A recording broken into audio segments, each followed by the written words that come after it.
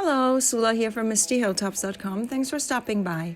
I have another round of Christmas cards from the stash Christmas and Winter that the paper comes from. I also used a bunch of different dies for these cards, and I created the sentiments in Silhouette Studio and printed them on cardstock and had my Silhouette Cameo cut everything out. If you're looking for free card templates and Silhouette and SVG cut files, you can visit my blog, MistyHilltops.com. There are many other freebies as well if you're interested. And rather than explaining the process of how I made each of these cards, I'll just let the video run. These are easy Christmas cards that are quickly done, and you can get the idea by just simply watching the process.